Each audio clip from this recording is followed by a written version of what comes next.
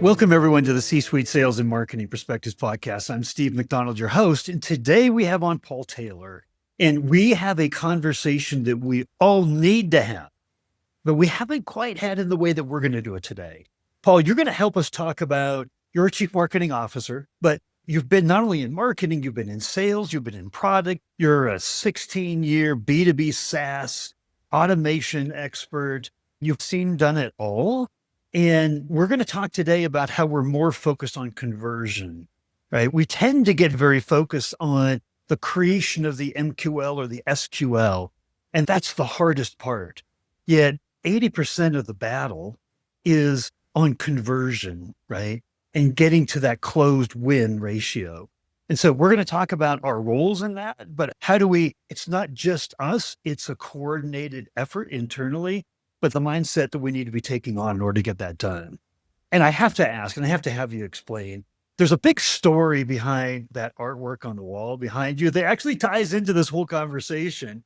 So I'd love to maybe just have you expand a little bit more on your background, and then we'll dig right in. Yeah, great. Thanks, Stephen. Thanks for inviting me along. So the picture, yes, there's a technology thing that sits behind that picture, and it don't mean that it's on a screen and it's playing out in the background. But during COVID, there was a pretty famous artist in the UK called Damien Hirst who decided that he was going to launch a digital art series. So effectively at that time, it was an NFT token. If everyone can remember that craze that came along, sort of secure contracts and secure coded files in an Ethereum network. He launched this project that basically tried to test the market in terms of whether digital art was going to have more value than physical art in the long-term future. And so gave owners the decision to make over the course of a year in terms of whether they wanted to keep that digital file, that NFT, or whether they wanted to convert that NFT into a physical painting. And the interesting thing was that actually when people chose the digital file, he physically set light to the piece of paper that artwork is drawn on. Fascinating period of time, obviously big craze, and we're in the middle of an AI craze at the moment. So I guess that's the link back to tech and SaaS and all of those different things, but it gives you a great story in the meanwhile. We're all good storytellers, right? So here's what I want to do on this kind of conversion path, especially as CMOs. We know we're supposed to be very pipeline driven, right? Very driven on conversion, right? We got to be deep inside of our Salesforce or HubSpot CRM and working and helping with deals in every way that we can. But your point of view is that the handoff between marketing and sales is broken, and that there really actually shouldn't be a handoff. There shouldn't be a baton pass. Like, I'm done. Now you run the race. I'd love to get your thoughts on this, just to get us started out here. Yeah, perfect. Yeah, I think the upshot here really is that it should be a team sport, especially as marketing funnels and the way that they operate and customer buying journeys has just completely been turned on its head, I think, over the last few quarters. But I think the brutal truth really to the whole thing is that most companies don't really have a lead problem. They have that conversion problem. And whilst marketing's job, as you said, is to tee up the interest, to get people into a journey, very often the seller that might pick that up or the SDR that might pick that up, all they really see is a snippet of the information, a snippet of the journey within a CRM system, within a spreadsheet, within some form of documentation. And I think the real question really as marketers isn't necessarily how do we get more leads in that funnel. It's about how do we traverse that buying journey that a customer is going through, and how do we turn the conversations and the journeys that we do have into conversations that actually close. I think from a marketing perspective, you can spend an awful lot of time talking about pipeline and SQLs and then be completely stumped why something doesn't close down at the kind of end of the flow. And I think that's really because this whole handoff, I would say it's an illusion, really. I don't think your job is done when you pass the baton. And these handoffs don't exist in a buyer or in a customer's mind. Like, they don't experience departments. They don't experience marketing and sales and then customer success and then support. They just experience that one brand. And I think the moment you start getting too deep into handing things off and division of labor, which is a centuries old kind of concept that really has to change, that the buyer then starts to fill the cracks and start to experience something different than perhaps the intent you set off with. So, that's really where I'm coming from, is this kind of concept that this funnel is now changing and that we should really be changing with the times and meeting people where they are on that journey. So I love the analogy of a team sport, right? There has to be accountability. There has to be responsibilities, right? We can't move 100% away, but you've got a way of thinking about this, right? And I think you talked about as orchestration versus silos. And I'd love to just get your thought process on that because we're all agreeing 100% with what you're saying right now. And we're all waiting for, okay, how do we do this? How do we orchestrate this? How do we come together more as a team? Because I'll put one underlying thread underneath this. The number one challenge that B2B C-suite executives say that they face in their companies is misalignment, internal misalignment. So that's got to be the underlying kind of thread when we're talking about this, right? Because you're talking about bringing everybody into alignment. That's what the definition of a team sport really is, right? So anyways, a little bit of setup there, but I'd love to hear your idea of this orchestration strategy. Yeah, look, I think fundamentally orchestration beats handoff every day of the week, right? And I think alignment isn't about meetings, it's really about overlapping roles. So it's finding those areas where there's like a coalescence between the different stages that a customer is going through their journey. Would encourage people to just stop thinking about handoffs and start thinking about orchestration. You've got obviously various different parts of marketing play into that help that kind of orchestration or that coming together happens. Your product marketing should lead into very clear enablement, as an example. Your product marketing should feed very clearly into a customer marketing motion as well. And all of those things, certainly enablement and the customer marketing piece, they all traverse into the sales side and the customer success side that typically sits in different parts of the organization outside of marketing. And I just think those shared plays really always beat those isolated tactics that I think a lot of people play with today. It's a case of agreeing on roles before you get into any of these things and understanding what the revenue groups, if they are separated from sales, are really trying to achieve. Are they focused on net new logo or are they focused on upsell? Do you have a churn problem? If you have a churn problem, you've got a very different marketing motion to going off and winning net new logos and net new pipeline. And I think fundamentally that orchestration and that kind of coalescence, that overlapping of roles reduces waste and in my experience does increase win rate and can start to help fix any concerns you've got in there in terms of churn rates and things like that. And I think fundamentally, I guess just making sure that you've got this understanding and this belief that revenue growth, if that's what you're trying to achieve, is a relay race. And you're not ever going to win a relay, if you think about sport, by running your sort of first leg fast and then dropping the baton somewhere around the track. So it's really a case of trying to foster that environment, which very often starts with the leadership. So that's the next phase here is what do we do? How do we foster this kind of an environment? And it's interesting because you've played a role in all these different departments. So you've seen from every perspective what each team member thinks they should be doing, thinks that the other guy isn't doing well. We point fingers really quickly and easily. Like having played all the roles on the team, how do we orchestrate? Like you start out with, it's got to be start out at the top. What are the top 2 or 3 things that we need to be thinking about and knowing to really orchestrate a true team effort? Yeah, look, revenue culture really starts at the top. I think if a CEO or somebody in a GM seat, somebody at the top of the business is treating marketing like a cost center, then I think that conversion is always going to lag. And I think that spirit or that culture is always going to be there in terms of people just infighting. CEOs have a role to set the culture really within a company. If marketing and sales are reporting separate numbers, as very often they do, I would say you've already lost the battle. I think the best CEOs demand one revenue story, which in my mind is one number, and then they show that up in pipeline reviews. And I think that then informs everyone that actually conversion isn't a sales problem, isn't a marketing problem. It's just a business problem to solve if there's something in there in that funnel that's not pulling through really. CEOs should really sponsor cross-functional operating teams and operating rhythms and operating reporting. I think shared dashboards that everyone can have access to just reduces political friction and kind of reduces people worrying about what's being spoken about on the other side. And I think like these exec reviews that very often happen on a weekly or monthly or quarterly basis should include pretty deep deal reviews. If a opportunity did not progress, then why? What is it? Is it a product gap? Is it a competitive differentiation problem? Is it that somebody didn't follow up appropriately? Do you have a pricing problem? And then really build out a kind of, I guess, a repeatable process around those sorts of reviews and make sure that somebody's actually on the hook to come back with kind of delivering the full story on why something hasn't worked out. I think it really is instilling that culture at the top and having some dual reporting and dual understanding in terms of what people are focused on. I've been in roles in the past where you'll bring these things together and it's then pretty apparent that actually one party's going this way and the other one's going that. And it's no wonder that we're not coming together and coalescing on the actual sort of thing that's important for the company.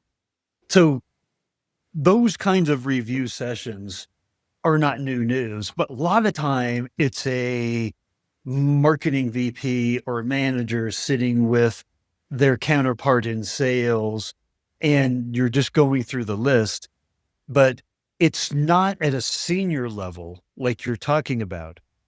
So the diagnosis that comes out of that, right? And then therefore, or what are the underlying symptoms? And so therefore what the diagnosis is, doesn't have a leadership perspective on it. And so you started out, you went from, it has to have leadership culture focus at the beginning, and you went right into these reviews. But if the reviews aren't done in the right way, we can check the box that we have a deal review process. But how we do that deal review process, right? I'm just thinking as you're talking here, it has to be done in the right way with the right players and the right team. It does. And you can have reviews on different levels, right? I'm not suggesting for a minute that this all sits at the top of the tree, right? There's always going to be connection points between teams at various different levels, more tactical plays as you go further down the organization versus some of the strategy that's naturally sits a little bit further up. But fundamentally, you need to make sure that everyone is pointing in the right direction and that a culture isn't being fostered where it can very quickly and easily get into a finger pointing exercise. So I think it does require ownership. And to be frank, if your top level management aren't focusing on things like churn and net new logo acquisition and pipeline and demand, then you're not really doing your job if you sit around those C-suite levels within an organization. There is a need for ownership. And yes, it does sit across different levels, but fundamentally culture gets set pretty high up and needs to be pushed down, I think. So there's a dynamic to lay on top of all of this, which is very rarely do we go into the board meeting and have somebody say, talk to me about the long-term brand building that you're doing to seed us in the marketplace. It's, hey, how are we doing on this quarter's quota? What is next quarter looking like? So this short-term versus long-term is actually the number 3 challenge that B2B C-suite executives talk about. And it's one of the number 1 sources of misalignment, right? Especially between marketing and sales. That's the biggest friction often inside of the organization. So how do we address short-term versus long-term objectives that can move us apart in alignment versus bring us together? Yeah. You said it's top 3. In my experience, it's well up there as top 2. But before we get to that sort of short-term, long-term piece, I think there's also a conversation to be had around the fact that you can't market your way out of weak product or team fit. I think it is about having the right product at the right time and the right people to deliver it. And if you don't have the right product and the right people, then really you're dead in the water. And I just think the buyers and customers can see straight through promises. And certainly if you're promoting old assets and things like that, people can see through it very quickly. And I think that really matters because I think the biggest challenge really around short-term targets versus long-term brand is that fundamentally a lot of pressure comes down onto CMOs to deliver pipeline. And you can understand why, right? You might have a board group that's very focused on a certain level of percentage growth. And if you're not filling probably somewhere on average between 3 and 5x in terms of pipeline versus what you need to close, then there is going to be a natural pressure that gets built. However, if you over pivot and if you over focused on kind of short-term demand goals, all that ends up happening is that your long-term brand starts to suffer. And it's your long-term brand that then starts to impact on your churn rates. And it's your churn rates that then potentially get to a point where you can't fill the bucket quick enough from a demand perspective. So the whole thing just becomes a very complicated ball of wool that you can't pull apart and understand what's going on. My belief, I posted something earlier today on this actually, is that many people talk about growth. And I think that growth can sometimes risk being self-serving if it's not actually about serving customers with something that they need. And I think if you're not serving customers with things that they need tangibly, which sit way outside of any growth kind of goals that you've got as a company, you end up fueling this trust epidemic, which is out there right now, obviously with the use of AI and things like that. And I think sometimes actually maintaining your business or doing other things for those customers over a period of time should be good enough, right? This kind of endless, ceaseless chase down for growth, often at the expense of others, I think is part of a kind of building problem that I think is starting to damage some people's brands. And I think that the unfortunate truth is every short-term cut, and we've all taken them, but every short-term cut that you make in order to hit a quarter or to hit a certain margin or something like that, it's just going to end up showing up in churn at some point in the next 1, 2, 3 years. And I think there needs to be more education around that, I think, again, within leadership and within kind of the roles that sit there defining budgets and things. So really your CEO, CFO kind of partnerships are really important so they understand what you're doing, how that's going to actually help, not necessarily in year, but over multiple years, and build that spirit that actually you're trying to build something not just for today, but for the future. And I guess linked to that in SaaS, there's a lot of short-term thinking because of the way that people are compensated as well. That doesn't help. So yeah, it's a complicated one, that. So you threw out some really important concepts there that I want to dive into a little bit more. This thing called the trust epidemic that you talked about. All you got to do is go to the most recent LinkedIn Edelman Trust Barometer. And of 32,000 respondents worldwide, 61% think us as business leaders are being intentionally misleading. Intentionally misleading. That's like crazy, right? One of the things that we have to do is we have to build trust. And typically that's been a role of building the brand, right? But every interaction, whether it's with a salesperson, a customer service representative, right? Anywhere, any interaction coming to our website all helps build that, right? And this has led to the point where self-service buyer journey, where they're waiting longer and longer and longer to want to talk to us. And when they do, they already have their top picks already in their own mind, right? This is one of the biggest issues that we have. And you said, and you focused on what a lot of C-suite executives are saying, and the big consulting firms, is that if we stay true and focused on the problems of our customers, and we know those problems better than our competition, that's where we win. That's where they think we get it and we get them, right? And that transcends things like product, where ChatGPT is writing code these days. We're not going to put a foundation of long-term differentiation on our companies based on product feature. It's not going to happen anymore, right? So how do we, in this trust epidemic world, where we know the key is understanding our customers in fundamental ways deeper than we ever have needed to before, what does that mean for us? What does that mean for getting to more conversion? What does that mean for fundamentally, what do we have to do differently these days?